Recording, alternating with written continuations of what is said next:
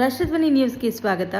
ಐತಿಹಾಸಿಕ ಇಟಕಿಯಲ್ಲಿ ಕನ್ನಡದ ಕಂಪು. ಖಾನಾಪುರ ಬೆಳಗಾವಿ ಜಿಲ್ಲೆಯ ಐತಿಹಾಸಿಕ ಇಟಕಿ ಗ್ರಾಮದ ಚೆನ್ನಮ್ಮ ರಾಣಿ ಸ್ಮಾರಕ ಪದವಿ ಪೂರ್ವ ಮಹಾವಿದ್ಯಾಲಯದಲ್ಲಿ ಕಲಾ ಕೌಸ್ತುಭ್ ಸಂಸ್ಥೆ, ದಾಂಡೇಲಿ ಕೇಂದ್ರ ಕನ್ನಡ ಸಾಹಿತ್ಯ ವೇದಿಕೆ ಹಾಗೂ ಜನತಾ ಶಿಕ್ಷಣ ಪ್ರಸಾರ ಸಮಿತಿಯ ಸಹಯೋಗದಲ್ಲಿ ಕವಿಗೋಷ್ಠಿ, ಪ್ರತಿಭಾ ಪುರಸ್ಕಾರ ಹಾಗೂ ಕರ್ನಾಟಕ ರತ್ನ ರಾಜ್ಯ ಮಟ್ಟದ ಸೇವಾ ರತ್ನ ಪ್ರಶಸ್ತಿ ಪ್ರದಾನ ಸಮಾರಂಭ ನಡೆಯಿತು.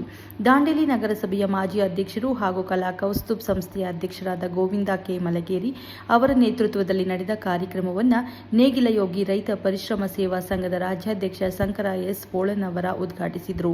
ಗೌರವಾತಿಥಿಗಳಾಗಿ ವಿಜಯ ಸಾಣಿಕೊಪ್ಪ ಹಾಗೂ ಮುಖ್ಯ ಅತಿಥಿಗಳಾಗಿ ವಿಜಯ ಬಡಿಗೇರ, ಆಂಜನೇಯ ಕೆಆರ್, ಮೀರಾ ಜಾಫರ್, ಎಫ್. ವೀರ, ಕೆಬಿ ಕಾಪೋಲಿ ಮತ್ತು ಡಾಕ್ಟರ್ ಅಜನಾಳ ಭೀಮಾಶಂಕರ್ ಭಾಗವಹಿಸಿದ್ರು. ಕಾರ್ಯಕ್ರಮದಲ್ಲಿ 13 ಕವಿಗೋಷ್ಠಿಯಲ್ಲಿ ಭಾಗವಹಿಸಿದ್ರು.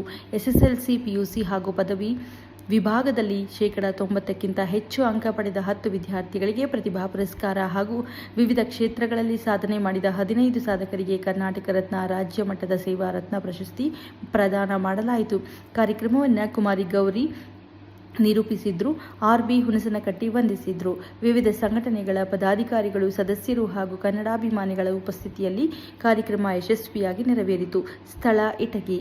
ಕ್ಷಣ ಮಾಹಿತಿಗಾಗಿ ವೀಕ್ಷಿಸಿ ರಾಷ್ಟ್ರಧ್ವನಿ ನ್ಯೂಸ್ ಕನ್ನಡ.